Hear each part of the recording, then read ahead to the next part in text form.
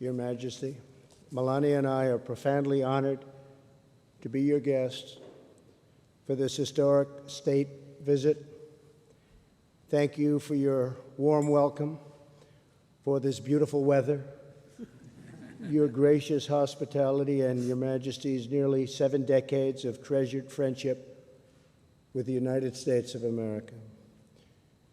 This week, we commemorate a mighty endeavor of righteous nations and one of the greatest undertakings in all of history.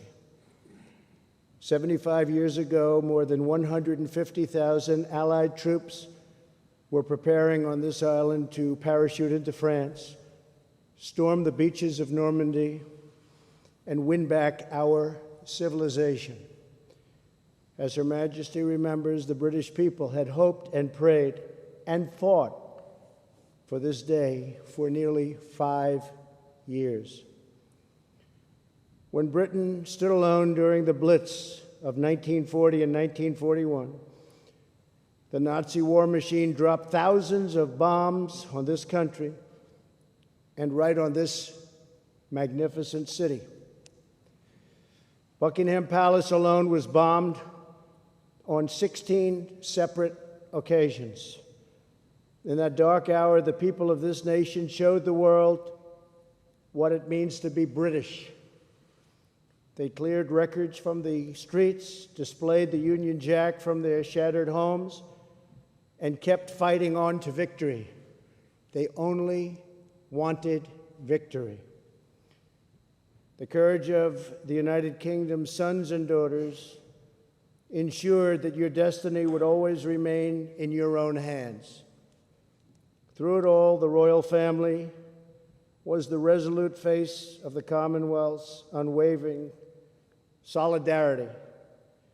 In April 1945, newspapers featured a picture of the Queen Mother visiting the Women's Branch of the Army, watching a young woman repair a military truck engine. That young mechanic was the future Queen, a great, great woman. Her Majesty inspired her compatriots in that fight to support the troops, defend her homeland, and defeat the enemy at all cost. We also pay tribute to Prince Philip's distinguished and valiant service in the Royal Navy during the Second World War.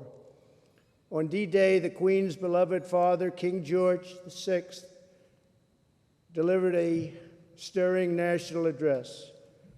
That day, he said, after nearly 5 years of toil and suffering, we must renew that crusading impulse on which we entered the war and met its darkest hour. Our fight is against evil and for a world in which goodness and honor may be the foundation of the life of men in every land. This evening, we thank God for the brave sons of the United Kingdom and the United States who defeated the Nazis and the Nazi regime and liberated millions from tyranny. The bond between our nations was forever sealed in that great crusade.